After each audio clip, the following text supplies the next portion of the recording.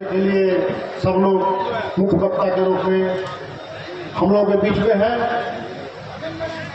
आप लोगों के बीच में तुरंत आएंगे और जिस समय इनका सरकार था भूपेश बघेल जी का, उस समय मैं इनके क्षेत्र में गया था। BRO का उस समय चुनाव हो रहा था। उस समय मैं इनके क्षेत्र का विकास, लोगों का समर्पण और लोगों का प्रेम देखा था। अब आपके बीच में है भूपेश बघेल जी, CM डिप्टी।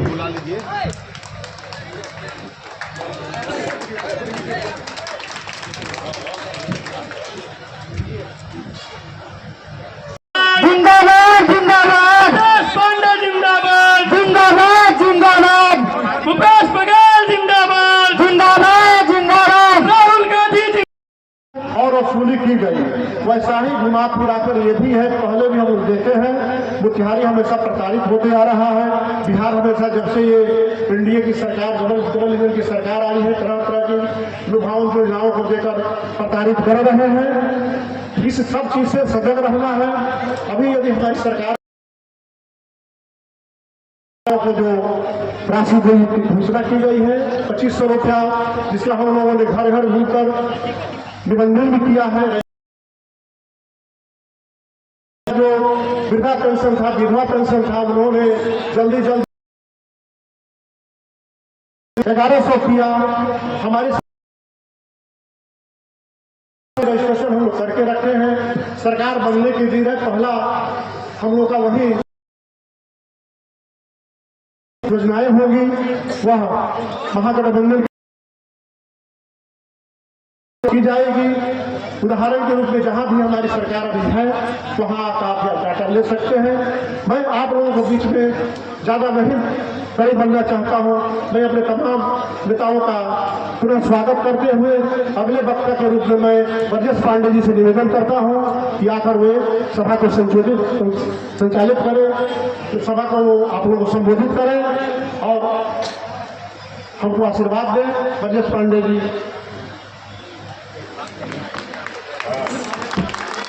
बहुत बहुत धन्यवाद। छत्तीसगढ़ के पूर्व मुख्यमंत्री,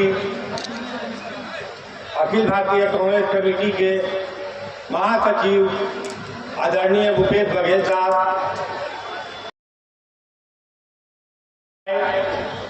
हरिद्वार के विधायक, हरिद्वार जाएंगे लोग हरिद्वार उन्हें के विधायक निजामुद्दीन जी इस बार महागठबंधन से खासकर कांग्रेस के हाथ छाप पर उम्मीदवार रहे इंजीनियर शशिभूषण राय जी सम्मानित मंच, क्योंकि प्रत्याशी जी ने सबका नाम ले लिया है, उसमें समय बर्बाद करने का जरूरत नहीं। माताओं बहनों, कांग्रेस पार्टी जो कर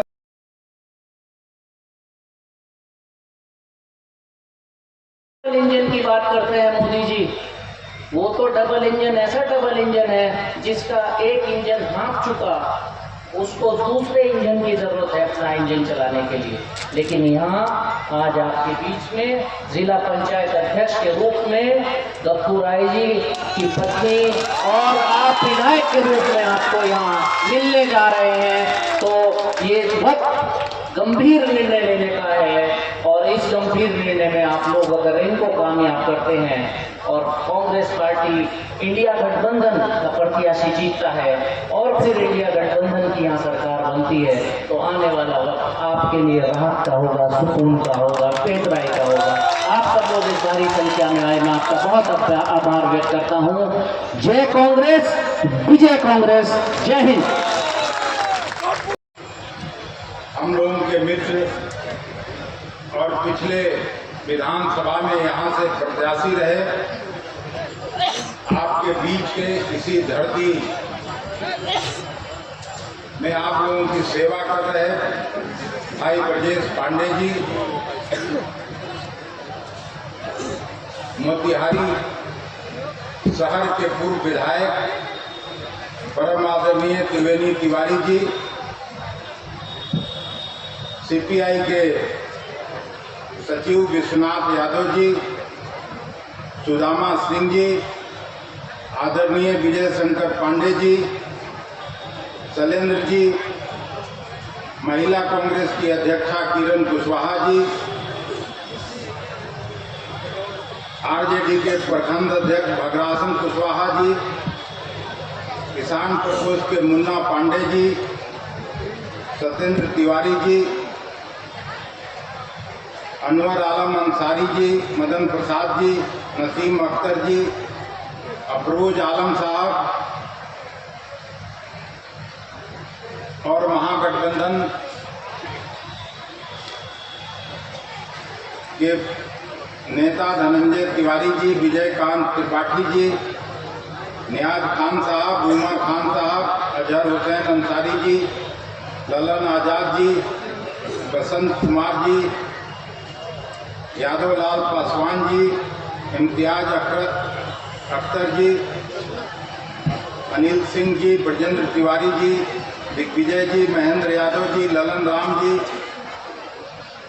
और मंच पर बैठे राष्ट्रीय जनता दल, वाम दलों के सभी सम्मानित नेता और कार्यकर्ता साथीगण और यहाँ उपस्थित सभी बुजुर्ग अभिभावकों, नौजवान मित्रों, पत्रकार साथियों, देवियों एवं सज्जनों, सबसे पहले अरेराज की इस धरती पर हम अपने नेता आदरणीय भूपेश बघेल साहब का हृदय से स्वागत और अभिनंदन करते हैं और साथ साथ आप सबों की तरफ से जो महागठबंधन के प्रत्याशी हैं गप्पू राय जी को, उनको जीत की अग्रिम बधाई देता हूं, शुभकामनाएं देता हूं। जीत की अग्रिम बधाई इसलिए देता हूं, ब्रजेश पांडे ने गप्पू राय जी ने जब सुबह न्योता दिया मुझको, तो मैंने इनको कहा कि ब्रजेश पांडे जी अगर आएंगे तो मैं आऊंगा। फिर मैं ब्रजेश पांडे जी को फोन किया तो इन्होंने कहा कि नहीं, हम चल रहे हैं और आप भी चलिए। तो एक तरफ इनका आशीर्वाद और समर्थन उसका बहुत बड़ा मायने रखता है अरेराज और गोविंदगंज की धरती पर। दोनों मिलके इन लोगों ने तय किया कि चलिए इस बार गप्पू राय को अवसर मिलना चाहिए और ब्रजेश पांडे नहीं कहते तो ये अवसर गप्पू राय को नहीं मिलता। मैं ये आपको कहना चाहता हूं। और जब दोनों मिल के लड़ेंगे चुनाव तो दुनिया की कोई ताकत यहां हरा नहीं सकता, ये भी मैं अच्छी तरह से जानता हूं। ये महादेव की धरती है। गप्पू राय जरूर वहां पहले पूजा अर्चना करने गए होंगे और उनका भी आशीर्वाद मिला होगा। यहाँ एनडीए का जो प्रत्याशी है उसका कृत्य आपसे छिपा नहीं है। वो पहले भी एक बार विधायक रहे हैं और गोविंदगंज को की प्रतिष्ठा को उन्होंने गिराया है, बल्कि आपके सम्मान को कभी बढ़ाने का काम नहीं किया। वो अपने कुकृत्यों के लिए विख्यात हैं और कभी भी चंपारण की धरती अपराध और अपराधियों को समर्थन नहीं दे सकता। मैं भी 20 साल पहले यहां से लोकसभा का प्रत्याशी बनकर आया था और आपने मुझे आशीर्वाद दिया था और देश के सबसे बड़े पंचायत में भेजने का काम किया था और उस समय मुझे भारत सरकार का मंत्री बनने का अवसर मिला था, मनमोहन सिंह जी की सरकार में पहली बार। और मैं ये कह सकता हूं कि अपने चाहे मंत्रिमंडल का कार्यकाल हो या लोकसभा का कार्यकाल हो, कभी भी आपके सिर को मैंने झुकने नहीं दिया। कभी मैंने ऐसा कोई कार्य नहीं किया जिससे चंपारण की प्रतिष्ठा गिरी हो, गोविंदगंज की प्रतिष्ठा गिरी हो। और यही वायदा आज मैं फिर इस मंच के माध्यम से करने आया हूं कि अगर शशिभूषण राय गप्पू राय जीतते हैं तो ये आपके प्रतिष्ठा और सम्मान को कभी गिरने नहीं देंगे, बल्कि सम्मान को आसमान पहुंचाने का काम करेंगे। भगवान ने और महादेव ने इनको सब कुछ दिया है। पत्नी जिला परिषद की अध्यक्ष हैं। यहाँ 12 अभी आदरणीय बघेल साहब को मैं कह रहा था कि ये बिहार का सबसे बड़ा जिला है। इस जिले में 3 लोकसभा के लोग चुन के जाते हैं और वहां अवसर मिला है कांग्रेस पार्टी को। पिछले 2 बार पता नहीं क्या गलती हुई हम लोगों से कि ब्रजेश को आप लोगों ने विधानसभा में नहीं भेजा, लेकिन इस बार ये अंतिम अवसर है कि कांग्रेस के प्रत्याशी के रूप में गप्पू राय को भेजकर और तेजस्वी प्रसाद यादव को के नेतृत्व में यहां सरकार बने। और हम ये वायदा करते हैं कि जो कुछ भी मैं जहां छोड़ के गया था चंपारण, आज भी वहीं खड़ा। हम जब कृषि मंत्री थे तो चाहे धान का कीमत हो, गेहूं का कीमत हो, न्यूनतम समर्थन मूल्य जो वाजपेयी जी के कार्यकाल में 550 रुपया प्रति क्विंटल हुआ करता था, उसको सीधे 1100 रुपया प्रति क्विंटल करने का काम किया था। 620 रुपया जिस गेहूं का कीमत मिलता था, उसको सीधे 1240 रुपया प्रति क्विंटल करने का काम किया था। उसी तरह से गन्ना के कीमतों में वृद्धि की थी। तेलहन, दलहन सबकी वृद्धि हुई थी। और जो ऋण मिलता था 10% पर किसानों को, उन्होंने तो 2500 रुपया कर दिया। जहां कहीं प्रचार करने जाता था मैं तो यही कहता था कि बघेल साहब के सरकार बनी तब हमने के धान बेचा, तब चावल बिकाई। इस तरह की बात करता था और मुख्यमंत्री बनते ही इन्होंने पहला कैबिनेट में वही करने का काम किया था। कांग्रेस पार्टी कभी भी कोई झूठा वायदा नहीं करती है। इसलिए हम आपसे आग्रहपूर्वक विनती करने आए हैं कि कांग्रेस प्रत्याशी के रूप में, महागठबंधन के प्रत्याशी के रूप में गप्पू राय जी को जिताकर भेजिए और महागठबंधन के नेतृत्व में सरकार बनाइए। आप सबों से मिलने का अवसर पाकर और अपनी बातों को कहने का अवसर पाकर आप सभी चंपारण वासियों को फिर से मैं धन्यवाद ज्ञापित करता हूं, कृतज्ञता ज्ञापित करता हूं। जय हिंद, जय कांग्रेस पार्टी। बहुत बहुत धन्यवाद। चुनाव घोषणा के बाद ये पहली सभा पूरी चंपारण, गोविंदगंज और यहाँ की धरती को प्रणाम करता हूँ जहाँ गांधी जी आए थे। यहाँ की जनता को मैं प्रणाम करता हूँ, आप सबको अभिनंदन करता हूँ।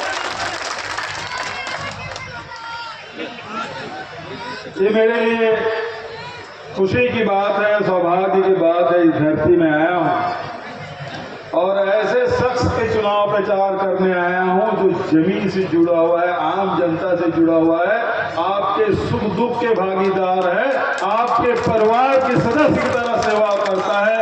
भाई गप्पू राय जी के चुनाव प्रचार करने आप सबसे वोट मांगने में आया हूं। आदरणीय साथियों, इस सभा में अभी मुझसे पहले पूर्व केंद्रीय मंत्री आदरणीय अखिलेश प्रताप सिंह जी ने आपको संबोधित किया। आदरणीय काजी निजामुद्दीन जी जो देवभूमि उत्तराखंड से आते हैं और 4 बार से विधायक हैं, हमारे दिल्ली के प्रभारी आदरणीय ब्रजेश पांडे जी जिससे हमारा बिल्कुल पारिवारिक संबंध, सुख दुख में हमेशा आते रहे हैं। पिछले बार उनके चुनाव प्रचार में नहीं आया, उनकी शिकायत थी कि आपने सब तो ठीक है लेकिन चुनाव प्रचार में मुझे समय नहीं दिया था, वो शिकायत उनकी थी। आज वो शिकायत मैंने दूर कर दी, ब्रजेश भाई की साथ मिलाया और गप्पू राय के चुनाव प्रचार में आया। आदरणीय त्रिवेणी तिवारी जी, सीपीआई के विश्वनाथ यादव जी, सुदामा सिंह जी, विजय शंकर पांडे जी, शैलेंद्र सिंह जी, किरण कुशवाहा जी, अग्रसन कुशवाहा जी, मुन्ना पांडे जी, सत्येंद्र तिवारी जी, मदन प्रसाद जी, अनवर आलम अंसारी जी, नसीम अख्तर जी, अफरोज जी, मंचस्थ सभी हमारे अतिथिगण, उपस्थित देवियों, सज्जनों, युवा साथियों, पत्रकार मित्रों, विलंब से आए इसके लिए मैं क्षमा चाहता हूं। बिहार की धरती वो धरती है जहां दुनिया को शिक्षा का प्रकाश, उसका उजियारा उन्होंने दिखाया है। वो धरती, ये वो धरती है जो लोकतंत्र की जननी कहा जाता है, वो धरती।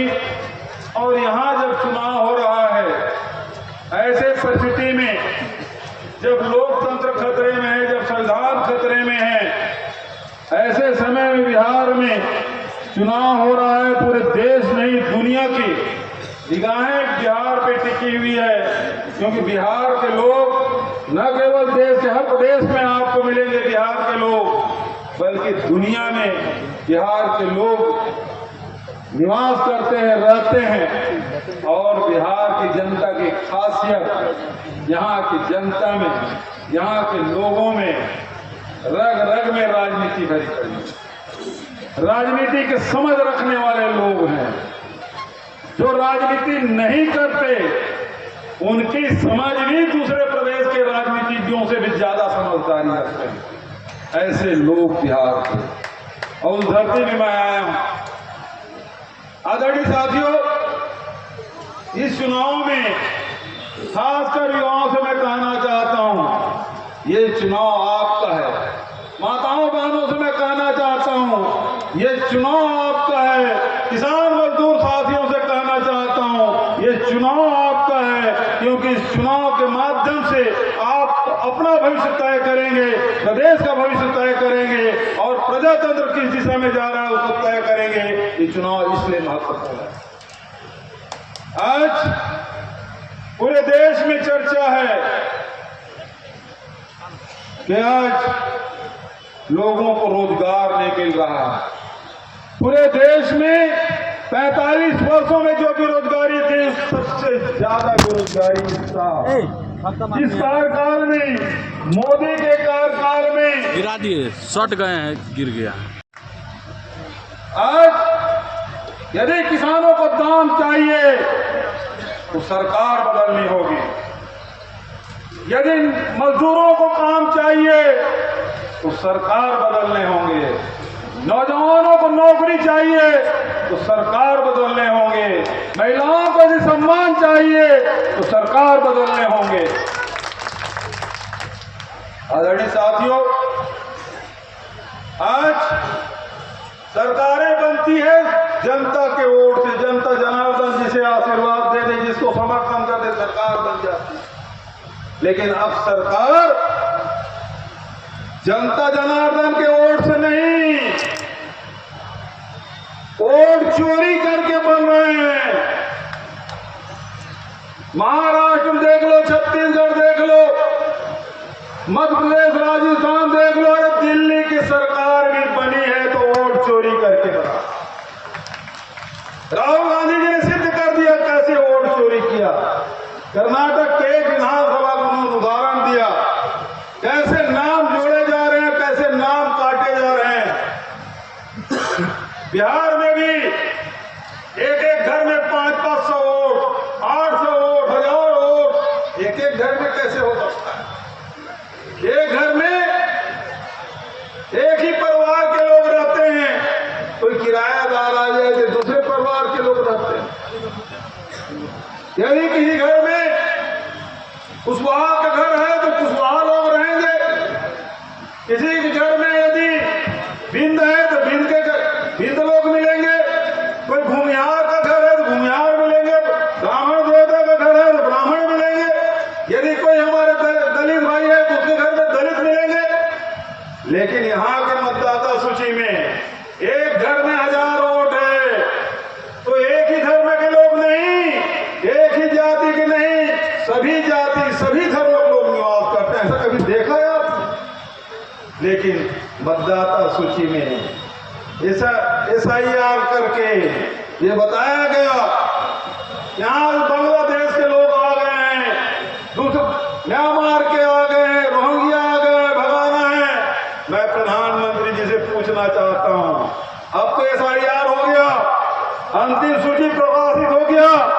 कितने बांग्लादेशी पकड़े गए, कितने आइडेंटिफाई हुए, कितने पकड़े गए और कितने को वापस किया गया, ये बताए सरकार।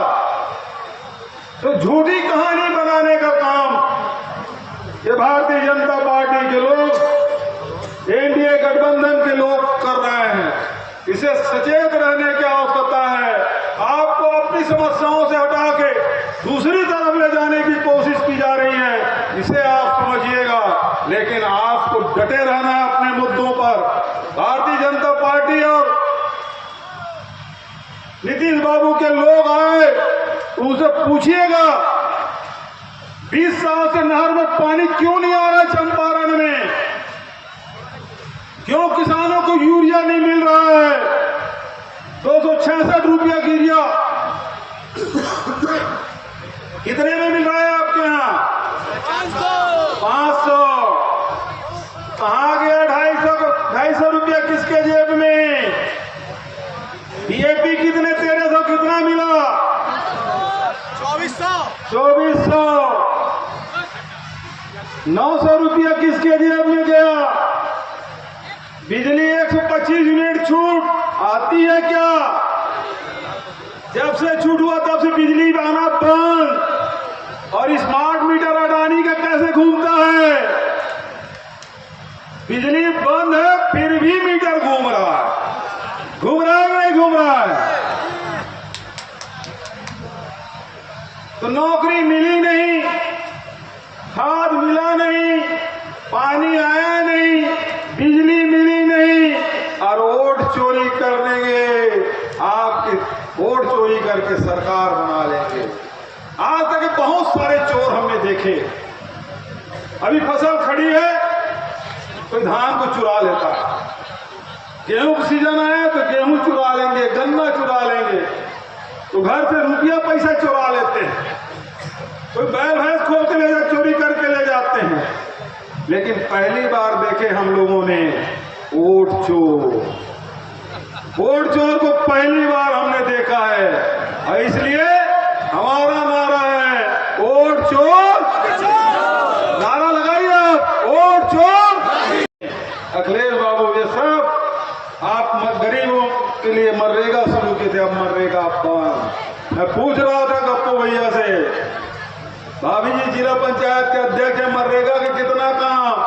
बोले आना बंद। गरीब लोगों को मनरेगा काम नहीं मिल रहा है। अभी अगले भैया बता रहे थे 2500, हमारी सरकार थी तो 2800 रुपया तक। छत्तीसगढ़ में 3100 रुपया धान की कीमत मिल रहा है, तो कांग्रेस पार्टी के कारण से भूपेश बघेल के कारण से मिल रहा है। और आपके यहाँ कितना क्या भाव मिलते धान? के लिए सब लोग मुख्य वक्ता के रूप में हम लोगों के बीच में है। आप लोगों के बीच में तुरंत आएंगे। और जिस समय इनका सरकार था भूपेश बघेल जी का, उस समय मैं इनके क्षेत्र में गया था। बीआरओ का उस समय चुनाव हो रहा था। उस समय मैं इनके क्षेत्र का विकास, लोगों का समर्पण और लोगों का प्रेम देखा था। अब आपके बीच में है भूपेश बघेल जी, सीएम डिप्टी।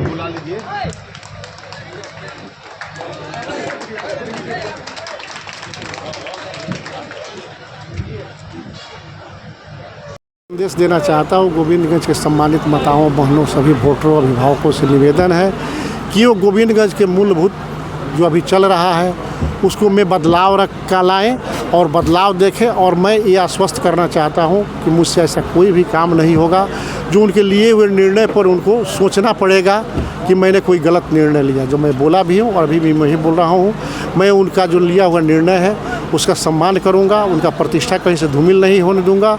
उनके प्रतिष्ठा में, गोविंदगंज के प्रतिष्ठा में मैं चार चांद लगाने का काम करूँगा। मैं तो नहीं कह सकता हूँ कि गोविंदगंज को मैं लंदन और पेरिस बना दूँगा, लेकिन जो सरकार की व्यवस्था होगी उसमें कानून की व्यवस्था, बिचौलियों की व्यवस्था समाप्त होगी। सीधा जनता से, नेता से और पदाधिकारी से पब्लिक जुड़ेगा, जनता जुड़ेगी, उसका काम होगा, सहज ढंग से होगा। ये मैं आश्वस्त करना चाहता हूँ। यदि गोविंदगंज का इतिहास आप जानना चाहेंगे तो गोविंदगंज एक ऐतिहासिक भूमि रही है। इसका अपना विधायक इस जिला में पूर्वी पश्चिमी चंपारण जब एक हुआ करता था तो बाजा बंद कराइए बात करिएगा तो गोविंदगंज से सबसे अधिक स्वतंत्रता सेनानी अगर थे तो गोविंदगंज से थे। आज वह इतिहास बदल चुका है। यह धरती कब से कहिएगा 1995 के बाद से क्रिमिनलों के हाथ में जा चुकी है। यहाँ पर अभी जो देखिएगा में जो विधायक थे देवेंद्र दुबे जी के समय से राजू तिवारी 2000 में जो आए आपको 2000 में आए तो उस ऐतिहासिक भूमि को जो यहाँ पर सबसे अधिक ब्राह्मणों की जो संख्या है सभी लोग जो पढ़ने लिखने और सामाजिक संस्कार में जो लोग थे वो स्थिति लगभग थोड़ा सा बदला। लेकिन अभी तो आप देख रहे हैं कांग्रेस स्थापित होने जा रही है और सभी जितने ब्राह्मण और जो भी थे सभी मूलतः कांग्रेस मेंटलिटी के थे। समय के अनुरूप वो लोग बदले। आज के दिन में सभी लोग कांग्रेस में आने के लिए बहुत रूप से इच्छुक हैं और कांग्रेस की सदस्यता सब लोग ले रहे हैं और सब लोग कांग्रेस के साथ रहेंगे। एकाएक जो कि है गोविंदगंज में आप लगभग 2 साल से कांग्रेस से जुड़े हैं। लगभग जुड़े तो बहुत दिनों से होंगे लेकिन चर्चा का विषय है कि 2 साल से जुड़े और जो भी तरह तरह की बातें आ रही थी गोविंदगंज से कि टिकट इनको मिलेगा फिर आपने वहाँ से निकाल कैसे लिए टिकट को? इसके विषय इसका मतलब आप मेरे बारे में नहीं जानते हैं। मैं गोविंदगंज से 2005 में राष्ट्रीय जनता दल से चुनाव लड़ा था। गोविंदगंज से मैं आज से नहीं जुड़ा हूँ। 2000 के पहले से मैं गोविंदगंज से घर घर जुड़ा हूँ। मेरी पत्नी 2016 में जिला परिषद अध्यक्ष जिला परिषद यहीं से हुई थी 9 नंबर क्षेत्र से। अध्यक्ष भी चुनाव लड़ी थी लेकिन 2 वोट से नहीं हो पाई थी। इस बार भी वो है जिला परिषद 9 नंबर क्षेत्र से गोविंदगंज से ही हैं और जिला परिषद अध्यक्षा भी हैं। तो मेरे बारे में आपको पता नहीं है। मैं बहुत पहले से गोविंदगंज से जुड़ा हूँ। मैं प्रयासरत रहा हूँ और जिसको पार्टी ने टिकट दिया जिसको समय दिया उसके साथ में हमेशा रहा हूँ। 2 साल की अब बात करें तो मैं जिला अध्यक्ष कांग्रेस कमेटी का बना हूँ 2 साल से। मेरे बारे में पहले जान लीजिए। मैं प्रत्याशी भी हूँ और जिला कांग्रेस कमेटी का अध्यक्ष भी हूँ जो मैं 2 साल से वो भी ज़्यादा हो गया 2 साल से। किस किस कमियों को पूरा करेंगे? क्या क्या कमी देखें गोविंदगंज सबसे पहले आपको बताएं ना जो यहाँ पर पदाधिकारी से लेकर और सब चीज़ का जो व्यवस्था जो बिगड़ी हुई है ये सब व्यवस्था ठीक होगी। जो दलालों की व्यवस्था है वो व्यवस्था ठीक होगी अगर मुझे मौका मिलता है तो। जाते समय गोविंदगंज के लिए क्या सारा भी बाकी है संदेश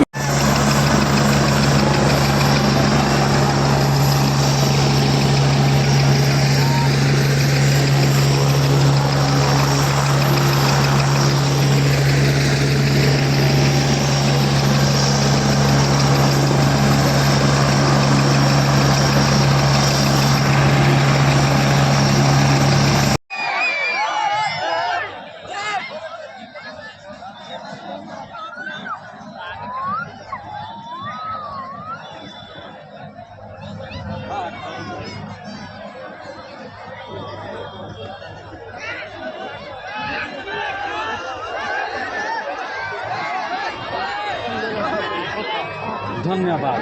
तनी बाइक आई थी भेज दे हमारा लगे आओ ठीक बा फोटो हुआ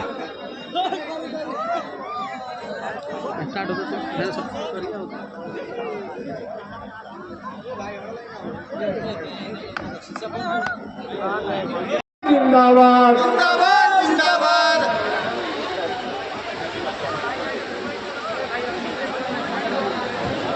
दर्शन मिला। अब मैं हम सबों के गार्जियन मोतिहारी के पूर्व विधायक आदरणीय सम्माननीय माननीय त्रिवेणी तिवारी जी से आग्रह करते हैं कि आवे और हम लोगों का मार्ग आपके साथ चुनौती आपके साथ चैलेंज है।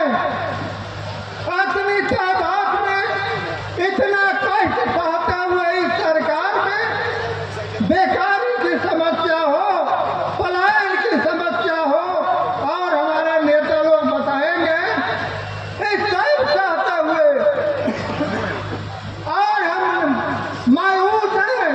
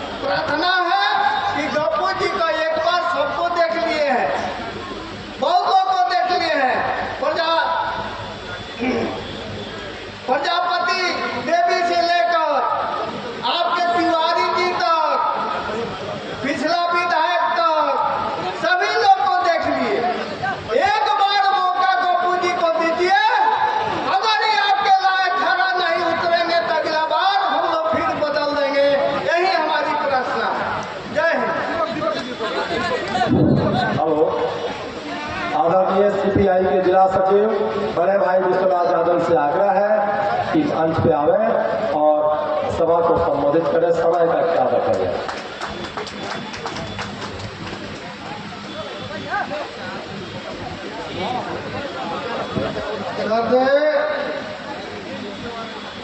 जातीय अध्यक्ष जी मंच संचालन कर रहे सतेंद्र जी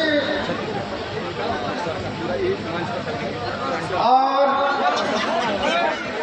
मोतिहारी के 3 बार कम्युनिस्ट पार्टी के विधायक रहे कमरेड त्रिवेणी तिवारी जी, सर्वमान्य महागठबंधन के उम्मीदवार भाई गप्पू राय जी और बहारपुर गोविंदगंज संग्रामपुर और जिला के अन्य कोने कोने से आए हुए महागठबंधन के साथियों, मैं भारतीय कम्युनिस्ट पार्टी के जिला सचिव की हैसियत से आप सबों का नमस्कार करता हूँ, आदाब सलाम करता हूँ और आपसे यह मैं आग्रह करने के लिए आया हूँ कि बिहार में महागठबंधन की 8 पार्टियों का संयुक्त उम्मीदवार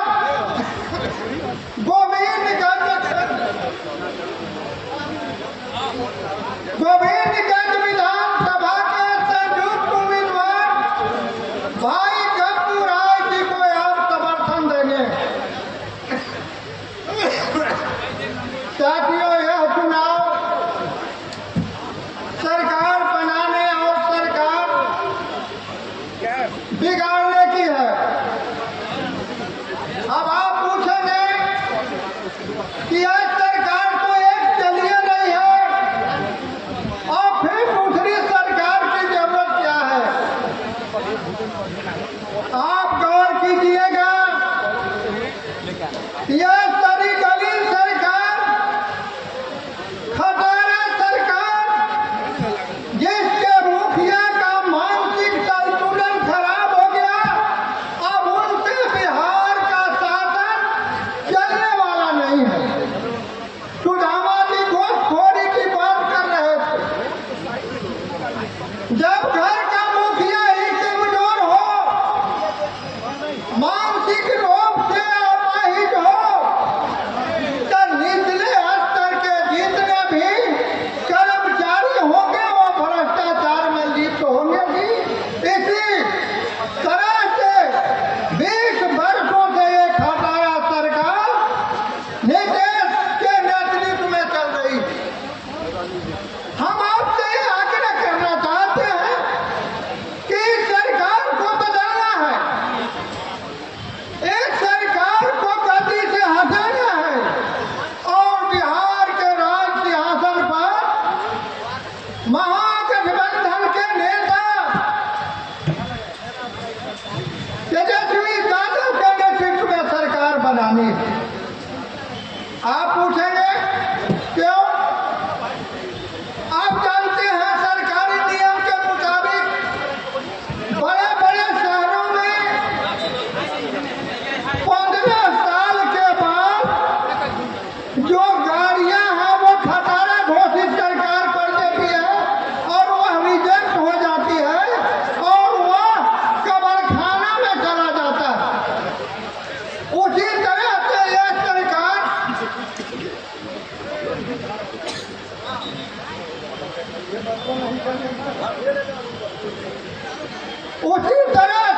सरकार जब 15 साल में गाड़ी खटारा हो जाती है, रिजेक्ट हो जाती। मेरी उम्र 80 वर्ष है। इस सभा में जो वृद्ध लोग भी हैं, चाहे माताएं हों या भाई हों, वो सब या तो मेरे छोटे भाई हैं या छोटी बहन है, हमसे बड़ा शायद ही के दुखे हो सकते हैं। आज आज से करीब 63 वर्ष पहले जब मैं 17 वर्ष का था तो भारतीय कम्युनिस्ट पार्टी ने मुझे पहाड़पुर में भेजा था प्रशिक्षण के लिए। उस समय यहाँ के नेता अब्दुल्ला साहब हुआ करते थे, एक बार विधायक भी हुए थे यहाँ से।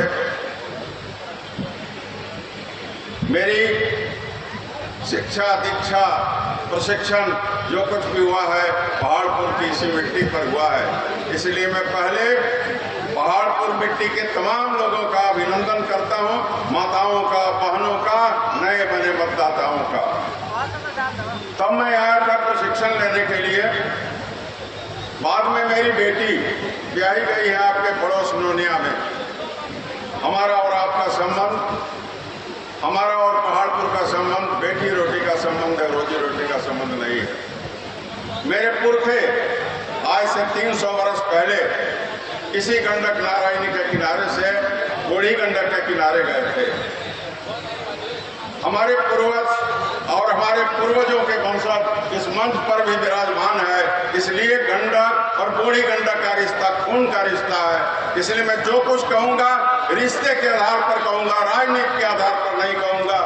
आज देश की आवश्यकता पर पहाड़पुर की महान जनता को जागृत करने का मौका आपने दिया है, इसके लिए मैं आपका आभारी हूं। प्रश्न यह नहीं है कि बिहार विधानसभा का चुनाव हो रहा है, प्रश्न यह है कि पिछले 13, 14, 15 वर्षों से मुल्क में क्या हो रहा है।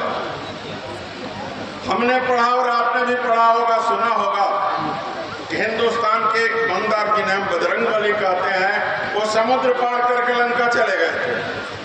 और मैं 13, 14 वर्ष से देख रहा हूं, आप लोग भी देख रहे होंगे, मीडिया वाले भी देख रहे होंगे, रोज हिंदुस्तान का कोने कोने का सोना छरप छरप करके अडानी और अंबानी की तिजोरी में जमा हो रहा है, क्योंकि वो सबसे परम मित्र हैं हमारे प्रधानमंत्री नरेंद्र मोदी जी के।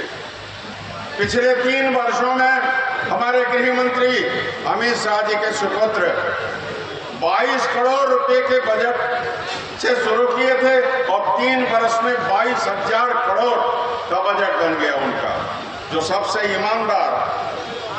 ईमानदार मंत्री कहे जाते हैं, उनके 2 बेटे हैं और दोनों बेटों ने पेट्रोल में इथेनॉल मिला करके पिछले 3 वर्षों में 350 करोड़ से 2100 करोड़ के कैपिटल बना लिया है।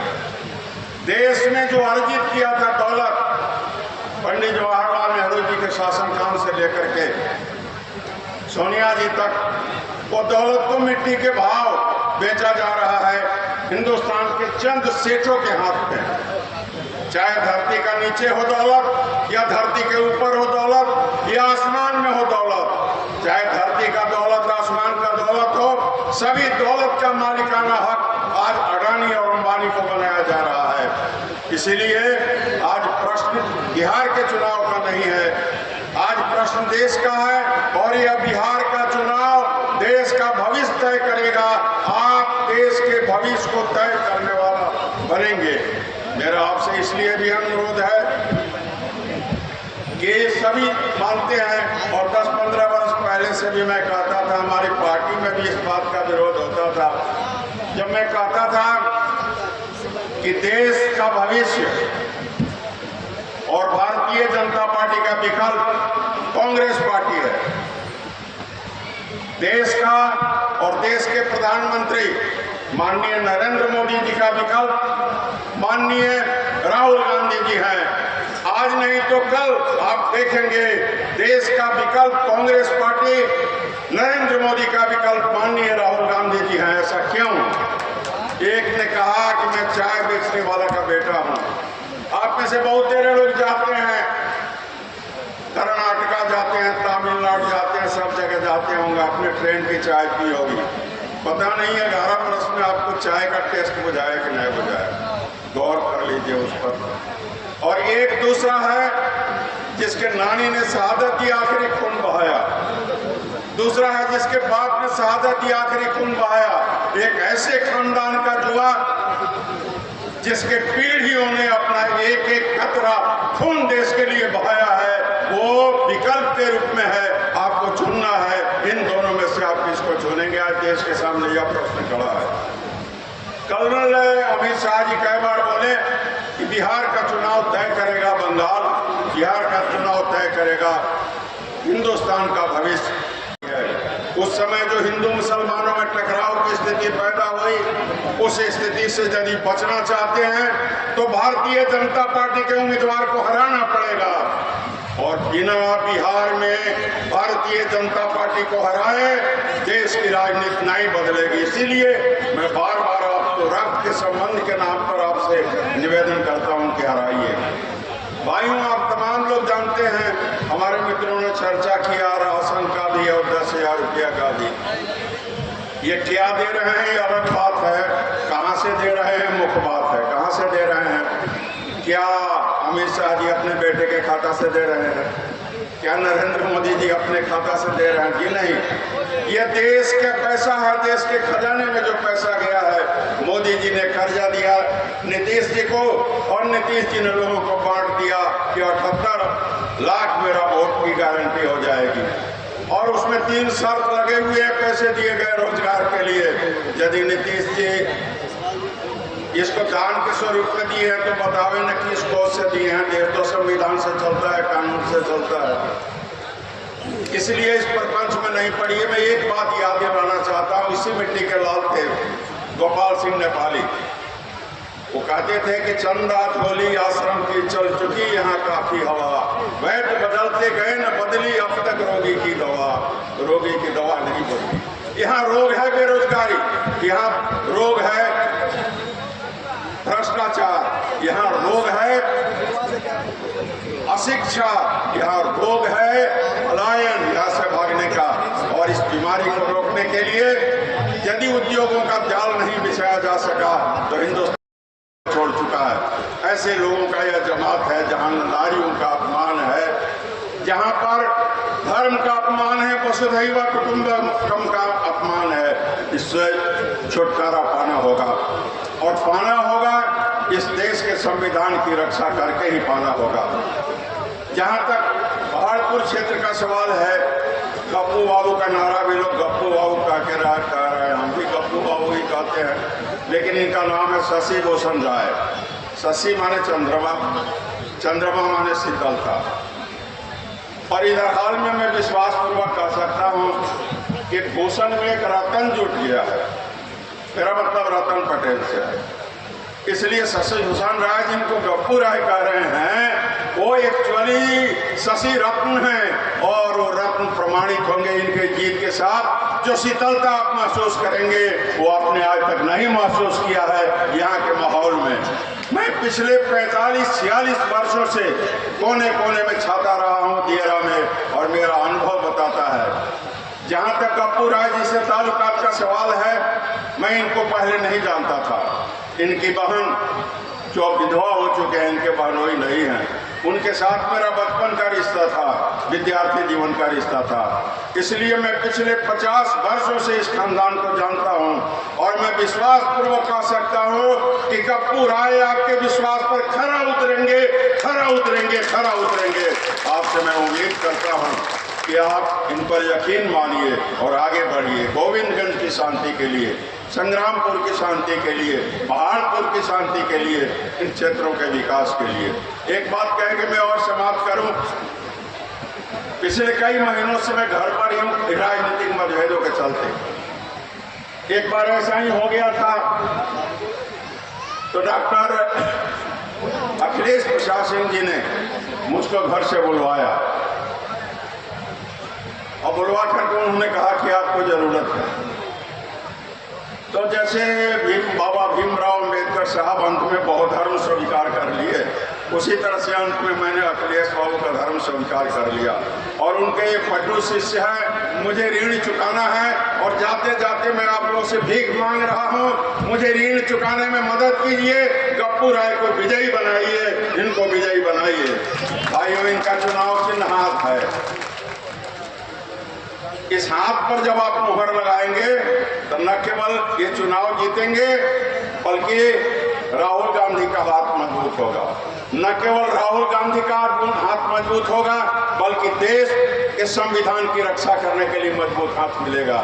इसलिए आप जितना मजबूती से हाथ छाप पर मोहर लगाएंगे उतना ही मुस्कान आएगा राहुल गांधी के चेहरे पर और उतना ही गारंटी होगा देश के संविधान का, उतना ही गारंटी होगा देश के हिंदू मुस्लिम सिख ईसाई एकता का, उतना ही गारंटी होगा देश के जिसको कहते हैं त्वरित नहीं ये सिस्टमेटिक विकास का, उस ढंग से सिस्टमेटिक विकास होगा।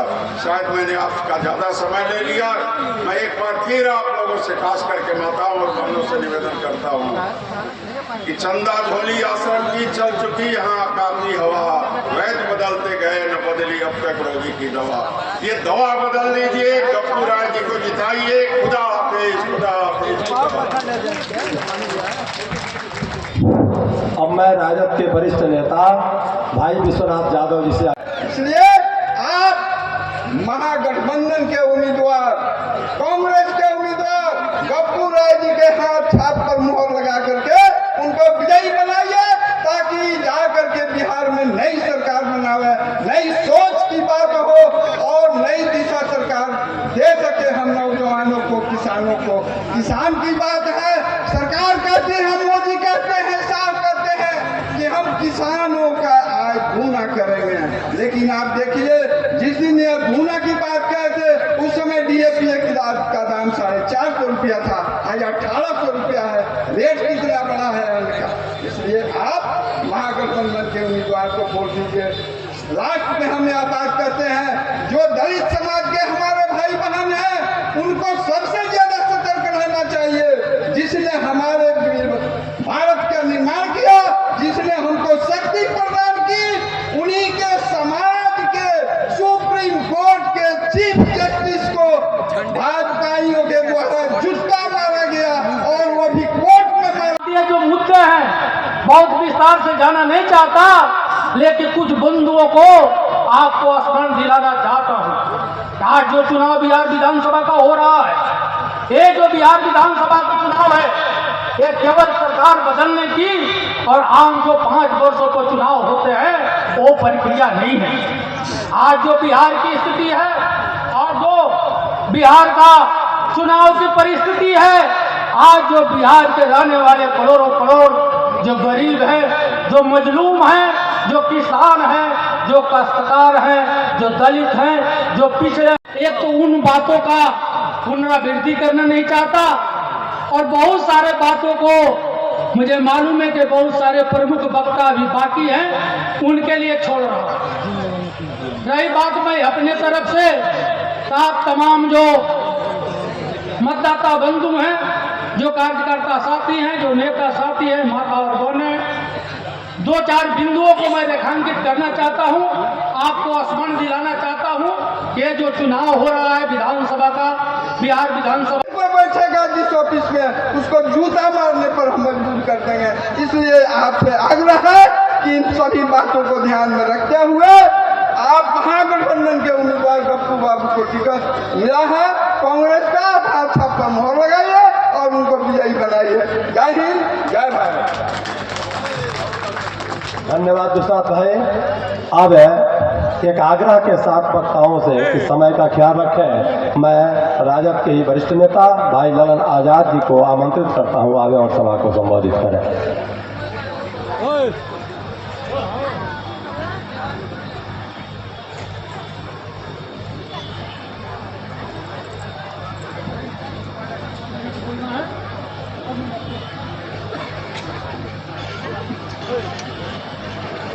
आज के इस चुनावी और महागठबंधन के प्रत्याशी शशि भूषण राय उर्फ गप्पू राय जी के नामांकन सभा के अध्यक्षता कर रहे अध्यक्ष जी, मंच पर इंडिया या महागठबंधन अलायंस के घटक दल के सभी सम्मानित नेतागण, सामने गोविंदगंज विधानसभा के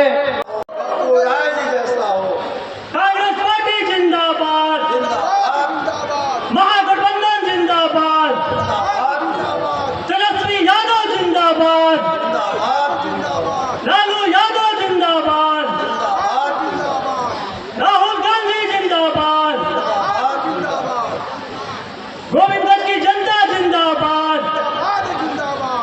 गप्पू राय जिंदाबाद, गप्पू राय जिंदाबाद,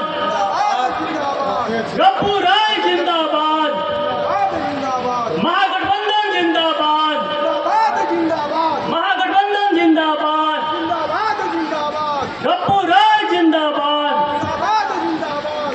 महागठबंधन प्रत्याशी जिंदाबाद, जिंदाबाद जिंदाबाद, गोविंदगंज की जनता जिंदाबाद, जिंदाबाद जिंदाबाद, इंजीनियर शशि भूषण सिंह जिंदाबाद,